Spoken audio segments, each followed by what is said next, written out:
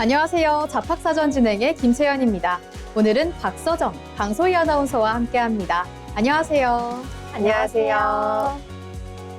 네, 반복되는 하루 속에서도 세상은 아주 조금씩 달라지고 있습니다. 새롭게 등장하는 기술과 직업, 그리고 변화하는 일의 방식까지 어쩌면 익숙한 일상 속 작은 변화들을 먼저 발견하는 사람이 미래의 기회를 잡게 될지도 모르겠는데요. 오늘도 일과 세상의 흐름을 함께 읽어보는 시간, 잡학사전 시작하겠습니다. 먼저 주요 뉴스 요약해드리는 잡뉴스 헤드라인 시간입니다. 첫 번째 소식입니다.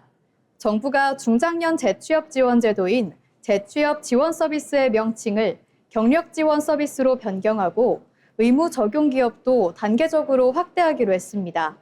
현재 1,000명 이상 기업에 적용되던 제도를 내년부터는 500명 이상 기업까지 확대하고 온라인, 야간 과정 등 중장년층이 보다 쉽게 참여할 수 있는 지원도 강화할 계획입니다. 정부는 AI와 산업 전환이 빨라지는 상황에서 중장년층의 경력 관리와 직무 전환 지원 필요성이 커지고 있다고 설명했습니다. 다음 소식입니다. 지난달 취업자 수 증가폭이 줄어든 가운데 청년층과 60대 이상 고용률도 하락한 것으로 나타났습니다. 정부는 중동전쟁 장기화와 AI 산업 전환 등의 영향이 고용시장에 부담을 주고 있다고 분석했습니다. 이에 따라 정부는 청년 뉴딜과 AI 인재 양성 프로그램 등 이것을 통해 맞춤형 취업 지원을 강화하겠다고 밝혔습니다. 다음 소식입니다. 정부가 청년 자산 형성을 지원하기 위한 청년 미래적금을 다음 달 출시합니다. 청년 미래적금은 최대 연 7에서 8% 수준의 금리를 제공할 예정이며 정부 기여금과 비과세 혜택까지 포함하면 체감상 최대 연 18에서 19% 수준의 적금 효과를 볼 수 있습니다. 매달 50만 원씩 3년간 납입할 경우 최대 2,200만 원 이상을 받을 수 있을 것으로 전망됩니다. 지금까지 잡뉴스 헤드라인 전해드렸는데요. 이번에는 실제 작업 현장으로 가보겠습니다. 다양한 직업을 직접 만나보고 그 속에서 일하는 사람들의 이야기를 들어보는 현장 속으로 시간입니다. 박서정 아나운서 전해주시죠. 네. 여러분은 영화나 광고 속에서 연기를 펼치는 듯한 동물들을 보면서 감탄하신 적 있으시죠? 이 사람의 말을 알아듣는 듯한 그 놀라운 몸짓 뒤에는 사실 철저한 연출과 지도가 숨어져 있습니다. 오늘은 동물의 마음을 읽어 최고의 장면을 빚어내는 현장의 지휘자, 동물 랭글러의 세계로 떠나봅니다. 사실 이 직업은 영화의 본고장, 미국의 할리우드에서 시작되었습니다. 동물이 등장하는 콘텐츠가 흥행하면서 단순히 동물을 데려오는 것을 넘어서 현장을 통제할 전문가가 필요해진 건데요. 이제는 우리나라도 미디어 산업이 커지면서 동물 에이전시에 소속되어 전문적으로 활동하는 랭글러들이 늘어나고 있습니다. 이 동물 랭글러는 한마디로 동물 전담 연기 지도자인데요. 이 강아지나 고양이는 물론 새나 토끼까지 이 대본의 요구에 맞춰서 동물을 섭외하고 훈련시키는 겁니다. 단순히 앉고 일어서는 훈련을 넘어서 카메라 앞에서 특정한 감정을 표현하거나 복잡한 동선을 소화하는 것까지 이들의 핵심 역량인데요.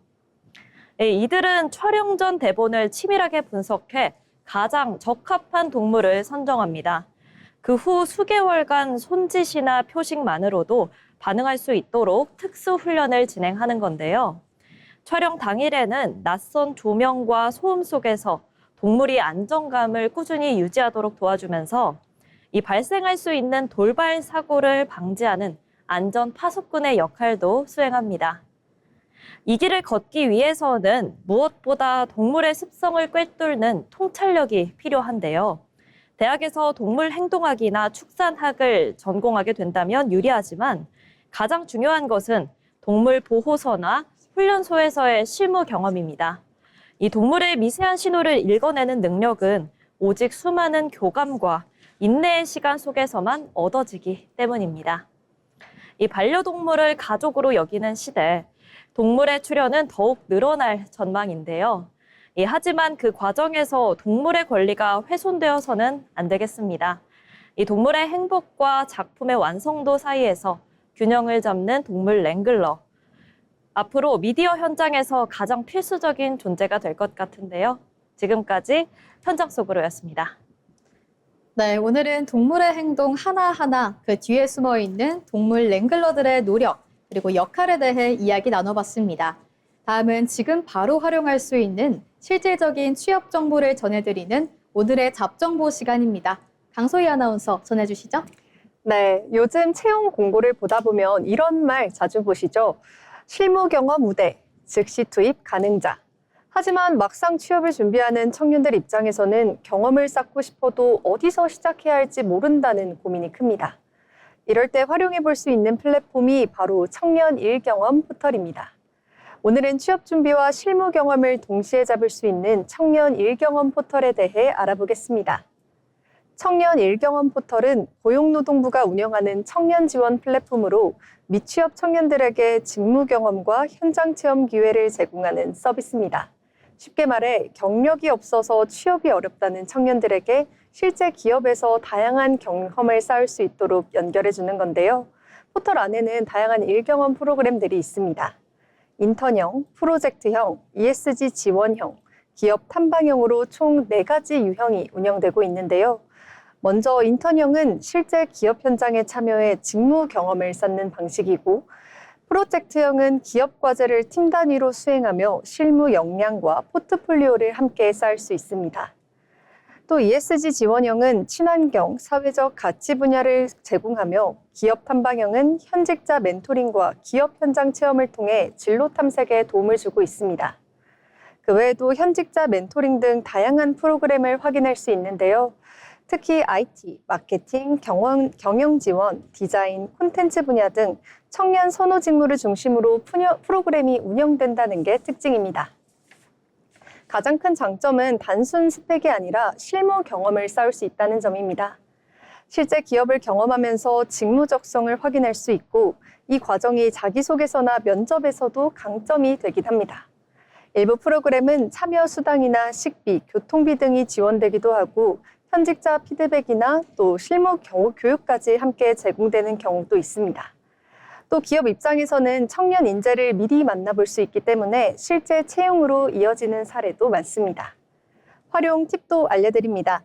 먼저 단순히 유명 기업만 보기보다는 내가 관심 있는 직무 중심으로 찾아보는 것이 중요한데요.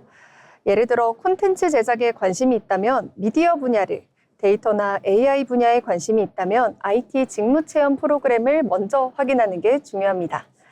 또 프로그램 신청 전에는 활동 기관과 운영 방식, 실제 수행 업무를 꼼꼼히 확인하셔야겠습니다. 무엇보다 중요한 건 완벽한 스펙보다 직접 경험해본 이야기라는 겁니다. 작은 경험 하나가 진로 방향을 바꾸는 계기가 될 수도 있겠습니다. 취업 시장이 점점 실무 중심으로 바뀌고 있는 만큼 이제는 무엇을 공부했는가보다 무엇을 경험했는가가 더 중요해지고 있습니다. 막막했던 취업 준비, 청년 일경험 포털을 통해 첫 경력을 시작해보세요. 오늘의 잡정부였습니다. 네, 다양한 현장 경험이 청년들에게 새로운 기회가 될 수 있다는 점 함께 살펴봤습니다. 세상에는 우리가 아직 잘 알지 못하는 다양한 직업들이 존재하는데요. 새롭게 떠오르는 직업과 앞으로 주목해야 할 미래 직종을 살펴보는 시간, 직업의 세계 조승희 아나운서가 전해드립니다. 생소한 직업, 미래 유망 직종 등을 탐구하는 직업의 세계 시간입니다. 오늘 직업의 세계 시간에는 조금은 낯설지만 우리의 일상 속에서 생각보다 큰 역할을 하고 있는 직업, 사운드 브랜딩 전문가를 소개해드리겠습니다. 여러분은 혹시 넷플릭스를 실행할 때 들리는 짧은 시작 소리나 휴대전화 알림음만 듣고도 어떤 브랜드인지 바로 떠오르는 경험이 있으신가요? 이처럼 사람들에게 브랜드를 소리를 기억하는 만드는 사람은 바로 사운드 브랜딩 전문가입니다. 사운드 브랜딩 전문가는 기업이나 브랜드를 대표하는 소리를 만들고 사람들의 특정 브랜드를 들었을 때 자연스럽게 떠올릴 수 있도록 설계하는 직업입니다. 쉽게 말해 브랜드의 목소리를 만드는 전문가라고 할 수 있는데요. 과거에는 기업들이 로고나 광고 영상처럼 눈에 보이는 이미지 중심으로 브랜드를 알렸다면 최근에는 어떤 소리로 기억되는가 역시 중요한 요소 되고 있습니다. 예를 들어 휴대전화 전화를 켰을 때 들리는 소리, 자동차 문이 닫히는 소리, 게임 시작 효과음, 그리고 편의점이나 카페에서 흘러나오는 음악까지도 모두 브랜드 이미지로 만드는 요소가 될 수 있습니다. 실제로 기업들은 소비자들이 브랜드를 더 오래 기억할 수 있도록 전문가들과 함께 소리를 제작하고 있습니다. 그렇다면 왜 이 직업이 점점 더 중요해지고 있는 걸까요? 가장 큰 이유는 콘텐츠와 디지털 산업의 성장입니다. 최근에는 유튜브, OTT 플랫폼, 게임, 숏폼 콘텐츠처럼 소리를 활용하는 콘텐츠가 빠르게 늘어나고 있습니다. 이 과정에서 기업들은 짧은 순간에도 사람들에게 강한 인상을 남기기 위해 브랜드만의 소리를 만들기 시작했는데요. 특히 사람은 이미지보다 소리를 더 오래 기억하기도 합니다. 길거리에서 우연히 들은 음악 하나만으로도 특정 브랜드나 장소가 떠오르는 경험을 하는 이유도 바로 이 때문입니다. 또한 사운드는 사람의 감정에도 큰 영향을 줍니다. 밝은 음악은 즐거운 분위기를 만들고 느린 음악은 차분한 느낌을 주는 것처럼 소리는 사람의 기분과 행동에도 영향을 줄 수 있습니다. 따라서 기업들은 소비자들이 브랜드에 대해 어떤 감정을 느끼게 할지까지 고려하며 사운드를 설계하고 있습니다.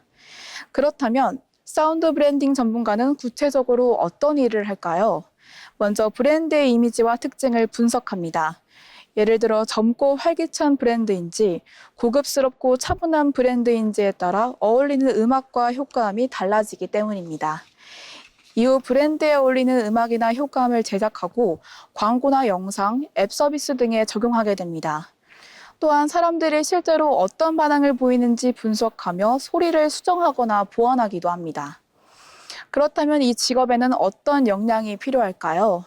우선 음악과 소리에 대한 이해가 필요합니다. 또한 사람들의 감정을 분석하고 브랜드의 특징을 표현할 수 있는 창의력도 중요합니다. 여기에 더해 영상과 콘텐츠 산업에 대한 이해 역시 필요한 역량으로 꼽힙니다. 이처럼 사운드 브랜딩 전문가는 단순히 음악을 만드는 사람이 아니라 소리를 통해 브랜드의 이미지를 전달하는 감각적인 기획자라고 할 수 있습니다. 앞으로 콘텐츠 산업과 디지털 환경이 더욱 발전할수록 사람들의 기억에 남는 소리의 중요성 역시 더 커질 것으로 보입니다. 이에 따라 브랜드를 소리로 표현하는 사운드 브랜딩 전문가의 역할도 더욱 확대될 전망입니다. 지금까지 직업의 세계 시간이었습니다. 브랜드를 보이는 것이 아닌 들리는 것으로 기억하게 만드는 사운드 브랜딩 전문가에 대해 알아봤습니다. 다음은 잡토크 시간입니다. 오늘 잡토크에서는 요즘 직장인들의 새로운 소통 문화에 대해 이야기해 보려고 하는데요. 예전에는 직장인 커뮤니티라고 하면 익명 게시판이 먼저 떠올랐습니다. 하지만 최근에는 자신의 이름과 경력을 공개하고 활동하는 사실 실명 기반 비즈니스 SNS가 빠르게 이용자를 늘리고 있습니다. 실제 업무 경험이나 프로젝트 후기, 커리어 고민 같은 현실적인 이야기들이 직장인들 사이에서 공감을 얻고 있다고 하는데요. 그래서 오늘은 요즘 직장인들 익명보다 실명 커리어를 선택하는 이유, 이 이야기를 함께 나눠보겠습니다. 먼저 박서정 아나운서 어떻게 생각하시나요? 네, 확실히 분위기가 많이 달라진 것 같기는 합니다. 예전에는 회사 이야기를 익명으로 털어놓는 문화가 있었다면 요즘은 오히려 이름을 걸고 자신의 경험을 공유하는 사람들이 늘어나고 있더라고요. 특히 단순 자기 자랑보다는 이 프로젝트 하면서 이런 착오가 있었다. 이직 과정에서 이런 고민을 했다라는 현실적인 이야기들이 반응이 좋은 것 같습니다. 저도 보다 보면 실제 회사 선배한테 조언 듣는 느낌이 가끔 들 때가 있거든요. 네, 맞습니다. 괜히 포장된 광고 같은 이야기보다 현실적인 이야기가 더 와닿는 것 같습니다. 네, 맞아요. 그래서인지 요즘은 단순히 정보를 소비하는 걸 넘어서 자기 경험 자체를 콘텐츠처럼 기록하는 문화도 생긴 것 같습니다.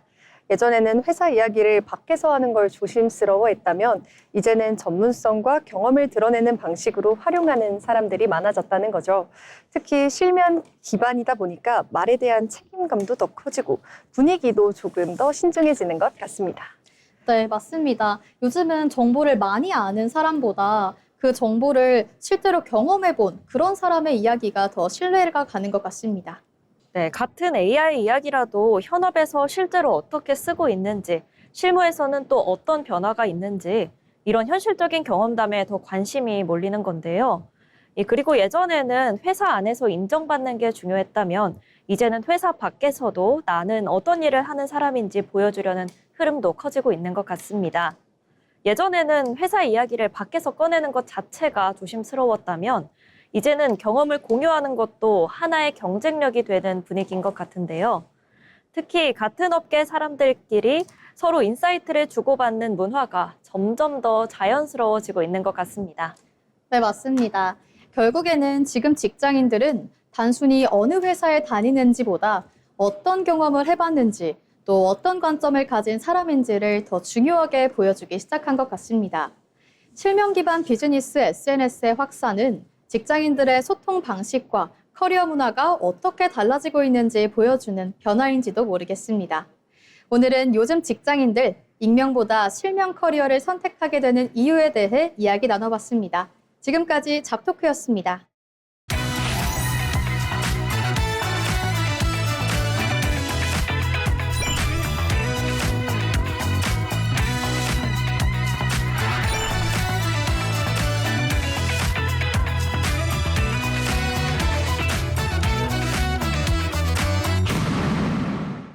사회는 빠르게 변하고 있지만 그 와중에도 묵묵히 자신의 길을 걸어가는 사람들이 있습니다. 평범하지만 특별한 일하는 사람의 인생 이야기, 자빈 스토리 유상화 아나운서가 전해드립니다. 이제는 평균 수명 100세 시대란 말이 어색하지 않은 세상이 됐죠. 수명이 늘어난 만큼 우리가 일하는 기간도 자연스럽게 늘어나게 됐는데요. 제2의 커리어를 준비해야 하는 분들에게는 이러한 변화가 숙제처럼 막막하게 느껴지기도 할 겁니다. 보통 인생 2막을 준비할 때는 기존 인맥을 통한 재취업이나 자영업 혹은 자격증 취득을 통한 전직을 고민하기 마련입니다. 오늘 자빈스토리에서 만나볼 인물은 자격증 취득을 통해 대학교 시설관리 담당자로 일하고 있는 구황삼 씨입니다. 구황삼 씨는 지난 36년이라는 긴 시간 동안 공무원으로 재직하면서 안정적인 공직 생활을 이어갔습니다. 수십 년간 묵묵히 책임을 다해온 그는 지난 2024년 은퇴를 한 후 꿈 같은 휴식을 맞이했는데요. 그동안 미처 챙기지 못했던 가족들과 국내외 여행을 다니며 소중한 시간을 보내기도 하고 탁구 레슨을 받으면서 주어진 자유를 마음껏 만끽했습니다. 하지만 이런 자유를 만끽하는 와중에도 그의 마음 한켠에는 앞으로 남은 인생을 어떤 커리어로 쌓아야 할까라는 고민은 계속됐습니다. 처음에는 화물이나 버스기사 같은 일도 생각을 해봤지만 눈수술을 하게 되면서 상황이 여의치 않게 됐죠. 그렇게 새로운 길을 모색하다가 선택한 것이 바로 소방안전관리자, 가스안전관리자라는 자격증 공부였습니다. 구황삼 씨는 열정적으로 공부에 매진해 2개의 자격증을 모두 취득했습니다. 하지만 자격증이 곧바로 재취업의 문을 열어준 것은 아니었는데요. 매일 워크넷과 커리어넷 그리고 잡올리오 같은 구직 사이트의 공고를 샅샅이 뒤지고 지원서를 접수했습니다. 그럼에도 서류 탈락과 면접 낙방이라는 쓰라린 고배를 마셔야만 했습니다. 베테랑 공무원이었던 그에게도 재취업의 벽은 높고 단단했던 것이었죠. 그래도 포기하지 않고 문을 두드린 끝에 새로운 기회가 찾아왔습니다. 한 대학교에서 시설 관리와 행정 업무를 동시에 수행할 수 있는 적임자를 찾고 있었던 건데요. 30여 년간 쌓아온 공직에서의 행정 경력과 새로 취득한 안전관리 자격증이 빛을 발하는 순간이었습니다. 덕분에 구황삼 씨는 현재 안정적인 급여와 함께 높은 직무 만족도를 느끼며 일하고 있습니다. 앞만 보고 달려왔던 예전과는 달리 지금은 업무와 가족, 그리고 봉사활동까지 이어가면서 삶의 균형을 맞춰가고 있습니다. 구황삼 씨는 인생 후배들에게 이렇게 조언합니다. 제2의 커리어를 성공적으로 시작하고 싶다면 적어도 은퇴 5년 전부터는 차근차근 준비를 하는 게 좋다고요. 첫 사회생활도 은퇴 후의 재취업도 그 문턱이 좁고 어려운 것은 사실입니다. 하지만 준비된 자에게 기회가 온다라는 말은 100세 시대에도 변하지 않는 진리가 될 것 같은데요.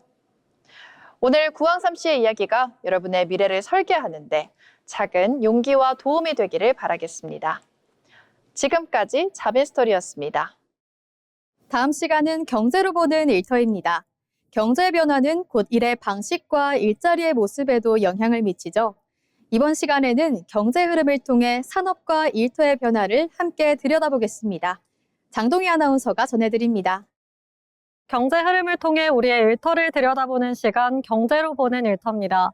여러분들은 혹시 제로 클릭 시대라는 말 들어보셨나요? 검색하고 비교하고 결제 버튼을 누르는 과정 없이 말 한마디만으로 AI가 모든 일을 처리해주는 것을 뜻합니다. 최근 인공지능 기술이 빠르게 발전하면서 이제 AI는 단순히 답을 알려주는 수준을 넘어 모든 일을 직접 처리하는 시대가 오고 있습니다. 대표적인 변화가 바로 에이전트 AI입니다. 기존 생성형 AI는 질문에 대한 답을 정리해주는 역할에 가까웠습니다. 예를 들어 제주도 여행 추천해줘라고 하면 맛집이나 숙소 목록을 보여주는 방식이었는데요. 이제는 AI가 직접 항공권을 검색하고 숙소를 비교하고 렌터카 결제까지 스스로 진행하고 있습니다. 사용자는 최종 결과만 확인하면 되는 건데요. 즉, 지금까지의 AI가 정보 제공자였다면 앞으로의 AI는 실제 일을 대신 처리하는 디지털 노동력으로 바뀌고 있다는 의미입니다.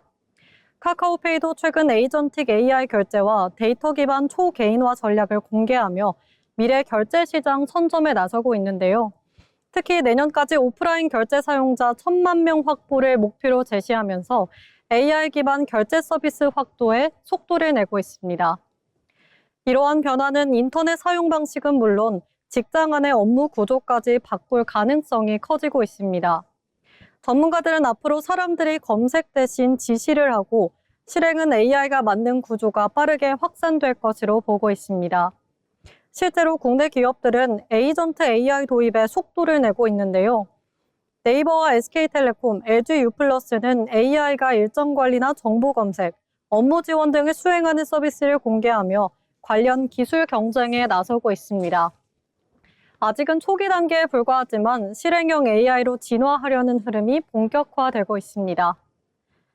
AI 에이전트는 이메일 회신과 일정 조율, 보고서 초안 작성은 물론 코딩과 데이터 분석 같은 전문 업무까지 시행할 수 있습니다. 기존에는 사람이 며칠씩 걸리던 분석 업무를 AI가 단 몇 분 만에 처리하는 사례도 등장하고 있습니다. AI가 데이터 오류를 스스로 수정하고 더 효율적인 결과를 위해 계획 자체를 바꾸고 있는 수준까지 발전하고 있다는 건데요. 이 과정에서 인간의 역할 역시 달라지고 있습니다. 과거에는 사람이 직접 실행하는 역할이었다면 앞으로는 AI 결과물을 검토하고 방향을 결정하는 감독자 역할의 중요성이 더 커질 가능성이 높다는 뜻입니다. 편람이 커지는 만큼 고민도 함께 커지고 있습니다. AI와 소비가 업무를 대신 처리해주게 되면 사람이 직접 판단하는 과정이 줄어들 수 있고 일자리 구조 역시 빠르게 재편될 가능성이 있기 때문입니다. 특히 기업 입장에서는 화려한 광고나 브랜드 이미지보다는 AI가 판단하는 가격 경쟁력과 효율성이 더 중요한 기준이 될 수 있다는 전망입니다.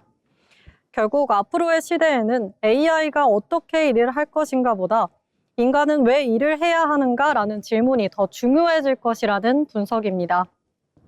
검색의 시대에서 대행의 시대로 AI는 이제 단순한 도구를 넘어 우리의 일과 소비, 그리고 노동의 방식까지 바꾸기 시작했습니다. 지금까지 경제로 보는 일터였습니다. 네, 에이전트 AI에 대해서 살펴봤습니다. 다음 시간은 데이터로 본 일터 잡이슈 시간입니다.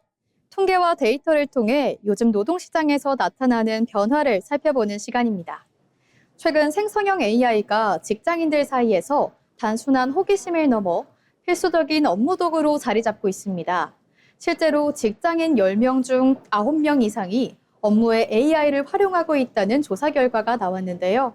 오늘은 이 뜨거운 AI 활용, 데이터의 이면과 현장의 고민을 함께 짚어보겠습니다. 먼저 서정 아나운서 전해주시죠. 네. 이번 데이터의 핵심은 AI가 이제 일부만의 전유물이 아니라는 점입니다.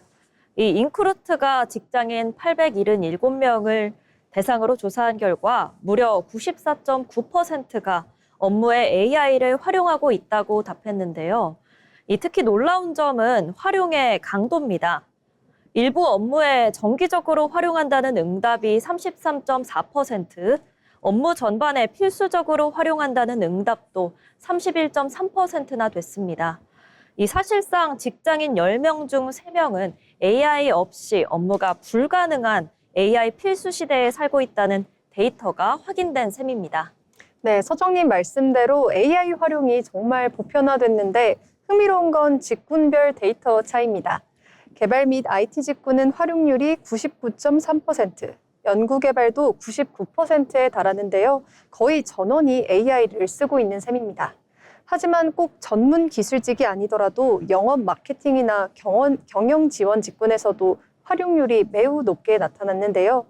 구체적으로 어떤 일을 시키나 봤더니 전체의 47.5%가 자료조사 및 문서 정리에 AI를 가장 많이 쓴다고 답했습니다. 보고서 초안을 잡거나 회의록을 정리하는 등 반복적이고 구조화된 업무에서 AI를 유능한 비서처럼 부리고 있는 게 아닐까 싶은데요. 네, 거의 모든 직군에서 이 AI를 사용하고 있다니 이제는 쓰느냐 마느냐의 문제가 아니라 얼마나 잘 쓰느냐의 싸움일 것 같은데요. 그런데 데이터상으로 보면 현장의 고민도 만만치 않아 보입니다. 네, 맞습니다. 이 활용률은 95%에 육박하고 있지만 그만큼 데이터의 무게를 견디는 일도 힘겨워졌는데요. 이 직장인들이 꼽은 가장 큰 어려움은 바로 AI 결과물의 신뢰성 부족이었습니다. 이 AI가 그럴듯하게 답은 내놓는데 그 데이터가 진짜 맞는지 검증하는데 더 많은 에너지가 쓰인다는 점인데요. 이어서 실무 활용 방법 부족이나 개인정보 유출 우려와 같은 이 현실적인 장벽들도 데이터로 뚜렷하게 나타났습니다. 이 결국 어떻게 사용할 것인가의 단계를 지나서 이제는 어떻게 검증하고 책임질 것인가라는 고도의 데이터 역량이 요구되고 있는 것입니다. 네, 현장의 목소리를 조금 더 들어보면요. 학습 시간 부족이나 회사의 지원 부족을 꼽는 분들이 많이 계십니다. AI는 빛의 속도로 발전하는데 정작 직장인들은 업무 틈틈이 독학을 해야 하는 상황인 거죠. 특히 개발 직군이 코드 생성에 AI를 적극 활용하는 것과는 달리 일반 사무 직군에서는 여전히 자료조사 수준에 머물러 있다는 점도 주목해 봐야 합니다. 단순히 도구만 던져줄 게 아니라 각 직무 특성에 맞는 정교한 AI 활용 데이터 교육과 조직 차원의 신뢰성 검증 시스템이 마련되지 않는다면 직장인들의 피로도는 오히려 높아질 수 있다는 분석입니다. 네, 이렇게 두 분의 설명을 들어보니까 AI는 이제 일터의 선택이 아닌 필수가 된 것 같습니다. 그런데 오늘 데이터가 보여주듯 AI가 내놓은 결과물을 맹신하기보다는 이를 비판적으로 수용하고 또 검증하는 사람의 눈이 더 중요해진 때인 것 같습니다. 오늘 짚어드린 신뢰성 검증과 보안 이슈, 직장인 여러분께서도 꼭 한 번쯤 체크해 보셔야겠습니다. 그럼 다음으로 소희 아나운서와는 어떤 이야기 나눠볼까요? 네, 요즘 채용 시장에서는 신입인데 경력 같은 신입을 뜻하는 말, 바로 중고 신입이라는 표현이 자주 등장하고 있습니다. 기업들은 이제는 완전한 무경력 신입보다도 짧더라도 실무 경험이 있는 지원자를 선호하는 분위기인데요. 오늘은 데이터로 노동시장의 중고 신입 선호 현상을 짚어보겠습니다. 예전에는 첫 회사에 들어가 오래 다니는 문화가 있었다면 요즘은 1년에서 3년 정도 경력을 쌓고 다시 신입 채용에 도전하는 경우가 많습니다. 네, 맞아요. 취업 준비생들 사이에서도 이제는 일단 어디든 들어가 보자라는 입장이 많아진 것 같습니다. 첫 직장이 곧 최종 직장이라는 인식도 많이 옅어진 것 같은데요. 네, 맞습니다. 실제 데이터도 이런 변화를 보여주고 있는데요. 사람인이 기업 662곳을 대상으로 조사한 결과를 보면 기업의 87.9%가 중고 신입을 선호한다고 대답했습니다. 선호 이유 1위는 바로 실무에 투입할 수 있어서로 79%를 차지했는데요. 또 실제로 중고 신입을 채용한 경험이 있다는 기업도 80%가 넘었습니다. 네, 사실 기업 입장에서는 완전한 신입보다는 그래도 업무를 한 번이라도 경험해본 지원자가 더 안정적으로 느껴질 수 있을 것 같습니다. 네, 특히 경기 불확실성이 커질수록 기업들은 채용에서도 안정성을 중요하게 봅니다. 한국경제인협회 조사에 따르면 지난해 대기업 대졸 신규 입사자 가운데 약 28.9%가 이미 경력을 가진 중고 신입으로 나타났습니다. 4명 중 1명 이상으로 사실상 경력 경험자인 건데요. 네, 기업 입장에서는 사실상 교육 비용이나 적응 기간을 줄일 수 있다는 점도 영향을 주는 것 같은데요. 맞습니다. 그래서 최근 청년층 사이에서는 인턴이나 프로젝트 경험, 현장 실습 참여가 사실상 필수가 되고 있습니다. 실제 대한상공회의소 조사에서는 기업의 97.4%가 채용 시 경력을 우대한다고 답했습니다. 반면 청년 구직자의 절반 이상은 이런 경력 선호 현상이 취업의 진입 장벽이 되기도 한다라고 대답했는데요. 결국 신입인데도 경력 같은 신입을 요구받는 구조가 만들어져 있는 겁니다. 네, 그럼 스펙만으로는 부족하고 또 재학 중인데도 그럼에도 불구하고 실무 경험을 계속 쌓아야 한다는 부담이 커지는 거겠네요. 맞습니다. 또 기업들이 선호하는 중고 신입의 경력 기간도 평균 1년에서 3년 수준으로 조사됐는데요. 짧더라도 실제 업무 경험이 있다면 조직 적응력과 실무 이해도가 높다고 판단한 겁니다. 이 때문에 취업 준비생들도 단순 스펙보다 무슨 일을 직접 해봤는가가 더 중요하게 여겨지기 시작했습니다. 네, 이제는 첫 취업을 어디로 하느냐보다 첫 경험을 어디서 시작하느냐가 더 중요해진 느낌이네요. 네, 그렇습니다. 요즘 데이터는 말하고 있습니다. 이제 기업들은 배울 사람보다 바로 일할 사람을 찾고 있다는 걸요. 취업의 경쟁력은 스펙 한 줄보다 직접 해본 경험에서 나타나고 있습니다. 중고 신입이라는 단어의 확산은 지금 취업 시장의 변화를 보여주는 또 하나의 단면일지도 모르겠습니다. 네, 이렇게 두 아나운서와 함께 이 중고 신입 선호 현상에 대해 이야기 나눠봤습니다. 지금까지 데이터로 본 일터였습니다.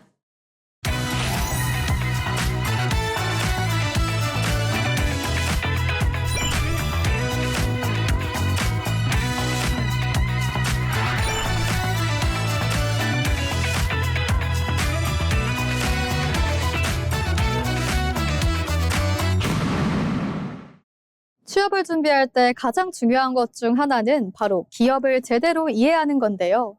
기업의 특징과 산업 트렌드를 살펴보는 시간, 기업사전, 기업을 알고 잡자를 정희정 아나운서가 준비했습니다. 기업을 쉽고 흥미롭게 알아보는 시간, 기업사전입니다. 화려한 디자인과 강력한 엔진도 중요하지만 자동차의 본질은 결국 수천 개의 부품을 지탱하는 튼튼한 뼈대에 있습니다. 오늘의 주인공은 반세기 동안 보이지 않는 곳에서 대한민국 자동차의 몸체를 지탱해온 기업, 바로 화신입니다. 먼저 화신의 역사는 대한민국 자동차의 태동기와 궤를 같이 합니다. 1975년 부품 산업의 불모지였던 시절에 문을 열어 우리의 기술로 만든 첫 차 포니의 핵심 부품을 생산하며 주역으로 등장했는데요.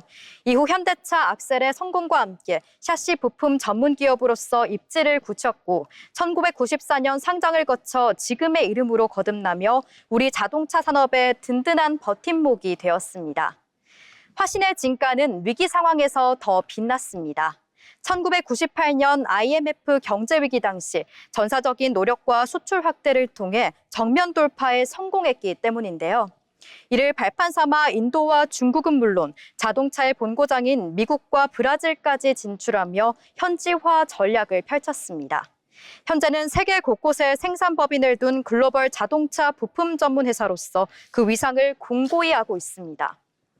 화신이 세계 무대에서 신뢰받는 비결은 타협하지 않는 품질에 있습니다. 현대차 그룹으로부터 품질 5스타와 기술 5스타를 동시에 달성하며 제조 역량을 공인받았는데요.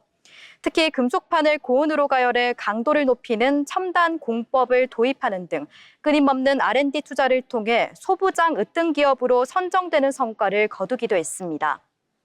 이제 화신은 전통적인 제조를 넘어 지능형 공정으로 진화하고 있습니다. AI 기반의 스마트 팩토리를 도입해 생산효율을 극대화하고 있으며 미국 조지아에 공장을 세워 전기차 시대에 걸맞는 공격적인 투자를 이어가고 있는데요. 동시에 ESG 경영과 가족 친화적 기업 문화를 구축하며 내실 있는 성장을 꾀하고 있다는 점도 시장에서 긍정적인 평가를 받는 요인입니다. 화신은 지난 50년간 묵묵히 우리 자동차 산업의 지평을 넓혀온 전략가입니다. 단순히 부품을 만드는 것을 넘어 대한민국 자동차의 경쟁력을 전 세계에 전파하는 이들의 행보를 앞으로도 주목해 보시기 바랍니다. 지금까지 기업사전이었습니다.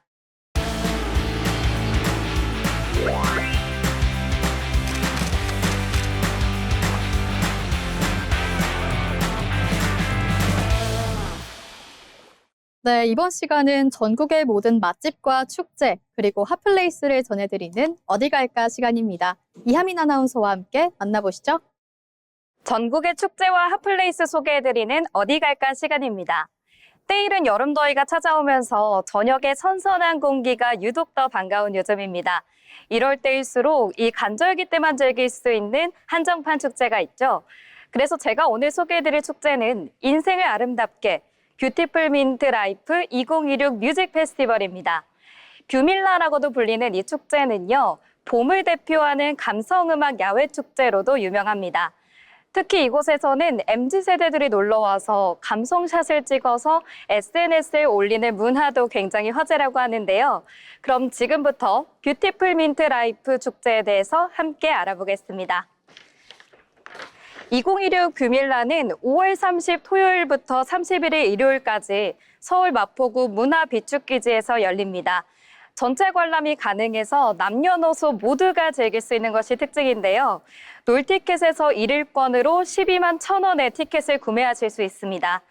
그리고 선착순으로 자리가 배정되는데요. 빨리 도착한 사람이 좋은 자리를 선점하는 구조이기 때문에 내 아티스트의 공연을 더 가까이서 보고 싶다 하시는 분들을 위한 우선 입장권도 있습니다.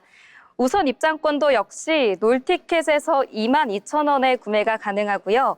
뷰밀라 본 티켓을 예매한 사람에 한해서 일자별로 1인 1구매가 가능합니다.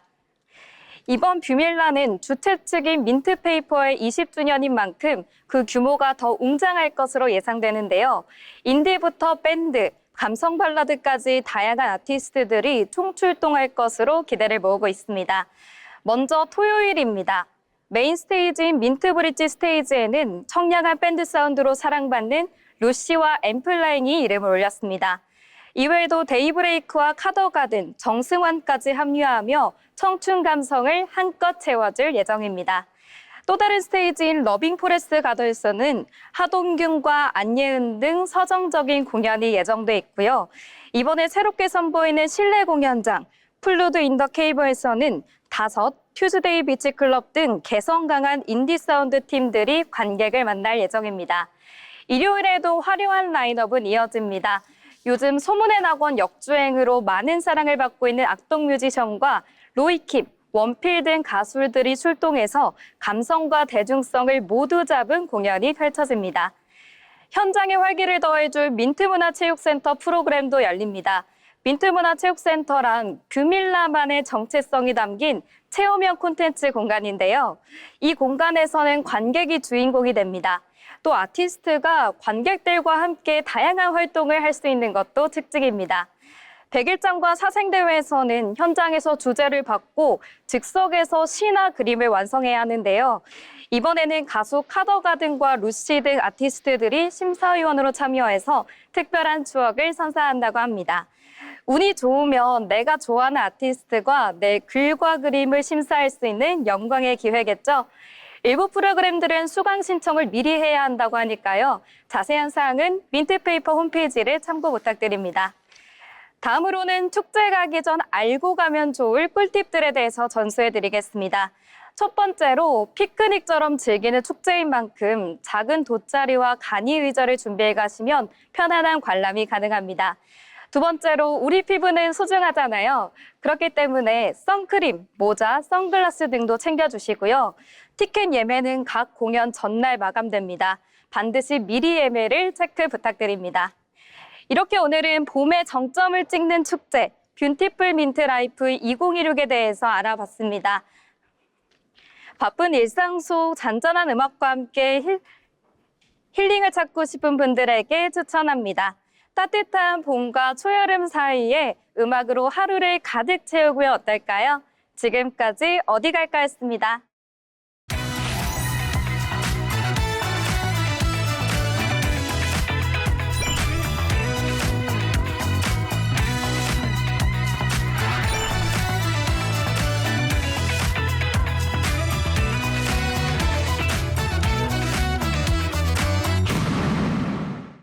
바쁜 일상 속 잠시 쉬어가고 싶은 분들이라면 따뜻한 봄과 초여름 사이에 감성을 가득 느낄 수 있는 뷰밀라에서 특별한 하루 보내보시는 것도 좋을 것 같습니다.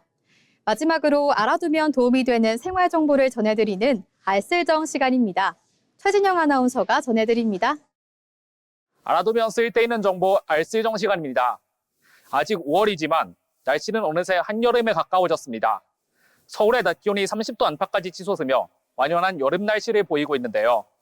이렇게 더울 때 없어서는 안 될 생활 필수품이 하나 있죠. 바로 에어컨입니다. 하지만 전기세 부담에 에어컨을 마음 놓고 사용하기란 참 쉽지 않죠. 어떻게 하면 에어컨 전기세를 조금이라도 줄일 수 있을까 고민하시는 분들도 많으실 것 같은데요. 그래서 오늘 알쓸정에서는 에어컨 전기세를 아끼는 방법에 대해 설명해 드리겠습니다. 갈수록 더워지는 여름, 에어컨은 단순한 가전제품이 아닌 생활을 위한 필수품이 되었습니다. 특히 2023년 기준 일반 가정집의 에어컨 보급률은 98%를 넘어서며 에어컨이 없는 집을 찾아보기가 힘들 정도가 되었는데요. 이처럼 에어컨은 우리 일상 속 깊숙이 들어와 삶의 질을 높여주는 고마운 존재이지만 동시에 전기세라는 부담을 안겨주기도 합니다. 실제로 에어컨의 종류에 따라 다르지만 한여름에 에어컨을 사용할 경우 꽤나 많은 전기요금이 발생하는데요. 1인 가구 또는 작은 방에서 주로 사용하는 벽걸이형 에어컨의 경우 하루 4시간에서 6시간 에어컨을 가동하면 월 3만에서 7만 원대의 전기요금이 발생합니다. 거실 등 넓은 공간에서 주로 사용하는 스탠드형 에어컨의 경우에는 요금이 더욱 올라가는데요. 사용 환경에 따라 다르지만 일반적으로 여름철에 장기시간 에어컨을 가동할 경우 월 10만 원 이상의 전기요금이 발생한다고 합니다. 특히 우리나라는 전기를 많이 쓸수록 단가가 올라가는 누진제가 있기 때문에 에어컨 사용량이 늘어날수록 더욱 많은 요금이 청구되게 됩니다. 그렇다면 이러한 에어컨 전기세 어떻게 줄일 수 있을까요? 먼저 에어컨 가동 시 전기세가 발생하는 이유부터 설명해 드리겠습니다. 에어컨을 가동할 때 전기세가 발생하는 가장 큰 이유는 냉각 과정에서 실외기 압축기가 전력을 많이 소비하기 때문입니다. 압축기는 냉매를 압축하여 열을 밖으로 배출하는 부품인데 이 과정에서 많은 전력이 사용됩니다. 특히 에어컨을 처음 켤 때 실내외 온도차가 클 때 설정 온도를 너무 낮게 할 때 압축기가 더 세게 오래 돌면서 전기 사용량이 크게 늘어나게 되는데요. 전기요금을 아끼는 방법의 핵심이 바로 이 실외기가 받는 부담을 줄이는 겁니다. 실외기는 처음 켤 때 가장 많은 전력을 소비하기 때문에 에어컨을 자주 껐다 켜게 되면 실외기에 큰 부담을 줘 전기세가 올라갈 수 있습니다. 따라서 짧은 외출 시에는 에어컨을 계속 켜두는 것이 더 효율적일 수 있습니다. 또한 설정 온도를 너무 낮게 하는 건 역시 실외기 부담을 키워 요금이 과하게 청구되는 원인이 될 수 있습니다. 에어컨의 설정 온도는 26에서 28도 사이의 적정 온도를 유지하여 실내외 온도차를 작게 하는 것이 중요하겠습니다. 선풍기나 서큘레이터를 에어컨과 함께 사용하는 것도 좋은 방법이 될 수 있습니다. 선풍기나 서큘레이터를 함께 사용할 경우 냉기순환이 빨라져 실내 전체가 더 빠르게 시원해지기 때문에 그만큼 에어컨 사용량을 줄일 수 있습니다. 에어컨의 대부분의 전력 소비는 실외기에서 나온다는 점 꼭 기억해 주시면 좋겠습니다. 우리의 여름 생활을 쾌적하게 만들어주는 고마운 에어컨, 알고 사용하면 더욱 좋은 여름 친구가 될 수 있겠죠. 특히나 요즘같이 기후변화로 인한 폭염이 점점 심해지는 상황에서는 에어컨이 더욱 중요해질 수밖에 없을 텐데요. 오늘 알려드린 요금 절약 팁 기억하셔서 올여름은 더욱 쾌적하게 보낼 수 있었으면 좋겠습니다. 지금까지 알쓸정이었습니다.